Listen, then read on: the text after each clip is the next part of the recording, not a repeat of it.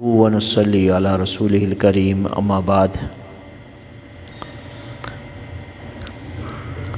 عن عبداللہ بن عمرو قال قال رسول اللہ صلی اللہ علیہ وسلم من الکبائر شتم الرجل والدیہ قالوا یا رسول اللہ وهل یشتم الرجل والدیہ قال نعم یسب ابا الرجل فیسب اباہ وَيَسُبُّ أُمَّهُ فَيَسُبُّ أُمَّهُ او کما قال رسول اللہ صلی اللہ علیہ وسلم متفق علیہ۔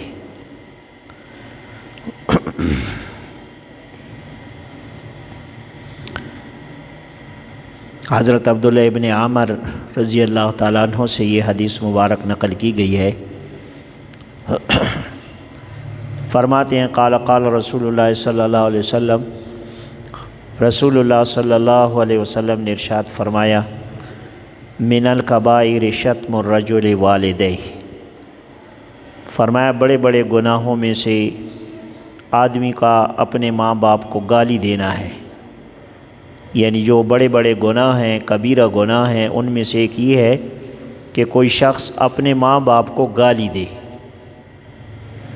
گالی تو کسی مسلمان کو دینا بھی جائز نہیں ہے، اور پھر ماں باپ کو تو بہت زیادہ ادب احترام ہے، تو ماں باپ کو گالی دینا نبی علیہ السلام نے فرمایا کہ یہ بڑے گناہوں میں سے ہے۔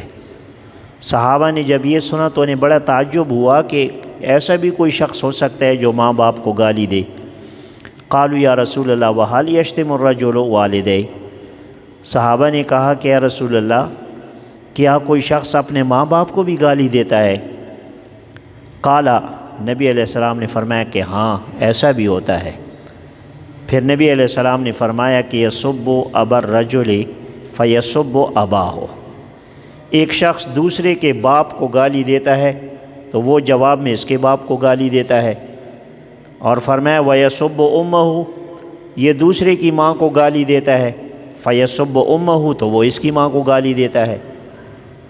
تو اب اس حدیث کا مطلب یہ ہوا کہ بالواسطہ طور پر بھی ماں باپ کو گالی دینا گناہ ہے۔ یعنی تم کسی کے ماں باپ کو گالی دو گے تو وہ جواب میں تمہارے ماں باپ کو گالی دے گا، تو گویا ایسا ہے جیسے تم نے اپنے ماں باپ کو خود گالی دے دی، کیونکہ اگر تو نے دوسرے کو گالی نہ دی ہوتی تو اس نے تمہیں گالی نہ دینی ہوتی۔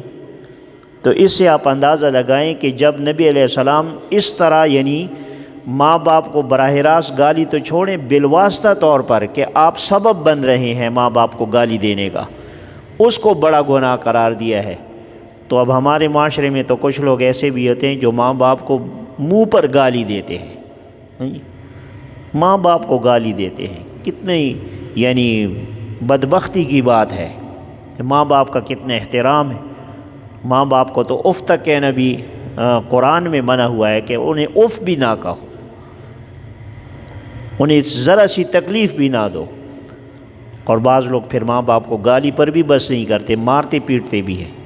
تو یہ بہت بدبختی ہے، ماں باپ کا بڑا درجہ ہے، بہت ان کے احسانات ہیں اولاد پر لازم ہے کہ وہ ماں باپ کے ساتھ اچھے سلوک سے پیش آئے۔ اور دوسرے اس حدیث میں دوسرے کو گالی دینے سے بھی منع گویا کہ کیا جا رہا ہے، کیونکہ اگر آپ دوسرے کو گالی دیں گے تو لازماً وہ پھر آپ کو گالی دے گا۔ تو لہٰذا اگر خود اپنے ماں باپ کو گالم گلوچ سے بچانا چاہتے ہو تو دوسرے کے ماں باپ کو گالی نہ دو۔ ہمارے معاشرے میں بات بات پر گالم گلوچ عام ہے، کئی لوگ تو اسے کچھ ہے بھی نہیں سمجھتے، مذاق میں بھی گالیاں نکال دیتے ہیں، چھوٹے بچوں کو سکھاتے ہیں گالیاں، پھر خوش ہوتے ہیں۔ یہ کوئی اچھی بات ہے کہ ہم بچوں کو بھی گالیاں سکھائیں؟ یہ کتنے ہم جو ہے نبی علیہ السلام کی تعلیمات کو چھوڑ کر کہیں دور چلے گئے ہیں۔ لہٰذا ہمیں اپنے معاشرے میں، اپنے آپ میں ایک دوسرے کے ساتھ حسن سلوک سے پیش آنا چاہیے، اچھے اخلاق سے پیش آنا چاہیے۔ کوئی کسی بات پر غصہ بھی آ جائے تو حتی الامکان ہمیں گالی گلوچ سے پرہیز کرنا چاہیے، اور اگر دوسرا آدمی ہمیں گالی دے تب بھی ہمیں درگزر کرنی چاہیے۔ لیکن ہم تو کہتے ہیں نا کہ کوئی ہمیں ایک گالی دے گا تو پھر 10 گالیاں ہم اسے دیں گے، اینٹ کا جواب پتھر سے دیں گے۔ یہ کوئی کمال نہیں ہے۔ اصل کمال یہ کہ انسان کو غصہ آئے اور غصے پر قابو کر لے۔ جیسے ایک حدیث میں نبی علیہ السلام نے فرمایا کہ تم جانتے ہو پہلوان کون ہے، طاقتور زور والا کون ہے؟ تو صحابہ نے کہا ہم تو اسی کو سمجھتے ہیں جو دوسرے کو پچھاڑ دے، نیچے گرا دے کشتی میں، وہ پہلوان ہوتا ہے۔ نبی علیہ السلام نے فرمایا نہیں، اصل پہلوان یہ ہے کہ جو اپنے غصے پر قابو پا لے، اور غصے پر قابو پانا یہی ہے۔ غصہ آنا کوئی بری چیز نہیں ہے، غصہ تو نبی علیہ السلام کو بھی ہے، جائز بات، یعنی کوئی بھی ایسی بات جو شریعت کے خلاف ہو، بعض طبیعت کے خلاف، تو انسان کو غصہ آنا ایک فطرتی بات ہے۔ لیکن غصے کے بعد انسان جو اول فول بکتا ہے نا، یہ غلط بات ہے۔ غصے کے وقت اپنے آپ کو کنٹرول میں رکھنا یہ کمال کی بات ہے۔ جو غصے میں بھی اپنی حالت کو کنٹرول میں رکھے گا، گالم گلوچ سے پرہیز کرے گا، بری باتوں سے پرہیز کرے گا۔ کئی لوگ غصے میں آ کر گالی گلوچ بھی دیتے ہیں، اپنی بیویوں کو طلاق بھی دے دیتے ہیں، بعد میں پھر پشیمان ہوتے ہیں کہ اب کیا ہو سکتا ہے، اور پھر اکٹھی 3 طلاقیں بھی دے دیتے ہیں۔ تو آپ نے کسی بات پر آپ کو غصہ آ گیا ہے، آپ جھگڑ رہے ہیں، تو نہ اس میں گالی گلوچ کی ضرورت ہے اور نہ اس میں طلاق سے تو بہت زیادہ پرہیز کرنا چاہیے، کیونکہ گالم گلوچ تو چلو پھر بھی گناہ ہے، توبہ کرنے سے معاف ہو جائے گا۔ جو لوگ بیویوں کو طلاق دے دیتے ہیں پھر انہیں چھوڑ بھی نہیں سکتے، اور چونکہ 3 طلاقیں دی ہوتی ہیں نا، تو دوبارہ نکاح بھی ان سے نہیں ہو سکتا، اور شرم کے مارے پھر انہیں چھوڑتے بھی نہیں، کہ بس لاپرواہی کرتے ہیں اور میاں بیوی کی طرح رہتے ہیں، ساری عمر گناہ میں مبتلا رہتے ہیں، کیونکہ اب تو وہ اس کی بیوی نہیں رہی۔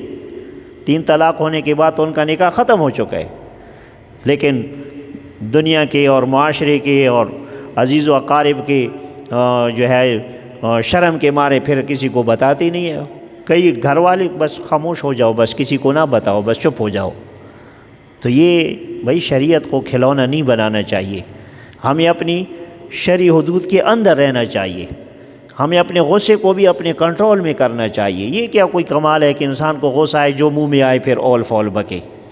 تو لہٰذا دوسروں کی ماں باپ کو بھی گالی، تاکہ یہ سوچے انسان کہ کہیں میری وجہ سے میری ماں باپ کو گالی نہ پڑ جائے۔